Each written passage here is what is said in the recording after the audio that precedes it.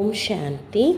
இன்று அறிவோமா ஆன்மீகம் பகுதியில் தியானம் சுயமாற்றத்திற்கான ஒரு எளிய நுட்பம் என்கிற தலைப்பின் இரண்டாம் பாகத்தை பார்க்கலாம். இறைவனுக்கு நெருக்கமாக இருக்கிற அனுபவம்தான் தியானம் ஆகும். தியானம் என்பது ஒருமுகப்படுத்தும் பயிற்சி, மேலும் வாழ்க்கையில் நேர்மறையை அனுபவம் செய்வதற்கான ஒரு முறை என்பதை நாம் அனைவரும் அறிந்திருக்கிறோம்.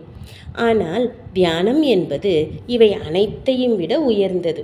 இது இறைவனுடனான உறவின் அனுபவம், மேலும் அவருடைய அன்பு மற்றும் நெருக்கத்தின் அனுபவம் ஆகும். எனவே தியானம் உங்களை அமைதியடைய வைக்கிறது, மேலும் உலகத்திலிருந்து விலக வைக்கிறது என்கிற பொதுவான கருத்து சரியானது அல்ல. இது ஏனென்றால் இறைவனின் அழகான உறவை நமது வாழ்க்கையில் அனுபவம் செய்யும் போது நாம் அமைதி, அன்பு, ஆனந்தம் போன்ற அழகான உணர்வுகளால் நிறைந்தவர் ஆகிவிடுகிறோம். தியானம் இந்த நல்லவைகளையும் இந்த உணர்வுகளையும் பிறருக்கு பரப்புகிற நறுமண மிகுந்த ரோஜா மலராக நம்மை ஆக்குகிறது. நமது வாழ்க்கையில் அனைத்து வயதிலும் இருக்கின்ற பல்வேறு உறவுகளில் உள்ள மனிதர்கள் நமக்கு நெருக்கத்தில் வருவார்கள்.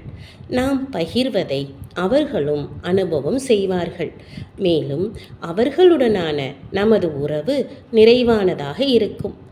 நாம் மனிதர்களுடன் நேர்மறை ஆற்றலுடன் தொடர்பு கொள்கிறோம். மேலும் ஒத்துழைக்கும் சக்தி நமக்குள்ளே அதிகரிக்கிறது. அதனால் நாம் அனைவரும் இணைந்து ஒவ்வொன்றையும் வெற்றிகரமாக செய்ய முடியும். தியானம் நம்மை பதட்டமில்லாதவர்களாக, ஆனால் அதிக திறனுடையவர்களாக ஆக்குகிறது. தியானம் நமது சுறுசுறுப்பை குறைத்து விடுகிறது. மேலும் வாழ்க்கையின் எந்த துறையிலும் திறமையாக வேலை செய்யும் சாதாரண வழியில் இருந்து நம்மை விலக்கி விடுகிறது என்பது பெரும்பாலும் சில மனிதர்களின் மனோபாவமாக இருக்கிறது. ஆனால் இந்த பொதுவான நம்பிக்கையுடன் ஒப்பிடும்போது தியானமானது உங்களுடைய வேலை செய்யும் முறையை முன்னேற்றுவதுடன் மட்டுமல்லாமல் உங்களுடைய எண்ணங்களையும் குறைக்கிறது. மேலும் இதை பயிற்சி செய்வதனால் உங்களுடைய மனம் அதிகமாக ஒழுங்கமைக்கப்படுகிறது. உங்களுடைய பதட்டம் குறைகிறது. குறைவான நேரத்தில் அதிக வேலைகளை உங்களால் செய்ய முடியும். அத்துடன் அதே நேரத்தில் வேலை செய்யும் போது நீங்கள் அமைதி நிறைந்தவராக இருப்பீர்கள். மேலும் உங்களுடைய ஆரோக்கியமும் உறவுகளும் முன்னேற்றம் அடையும். இதற்கு பல நடைமுறை எடுத்துக்காட்டுகள் உள்ளன.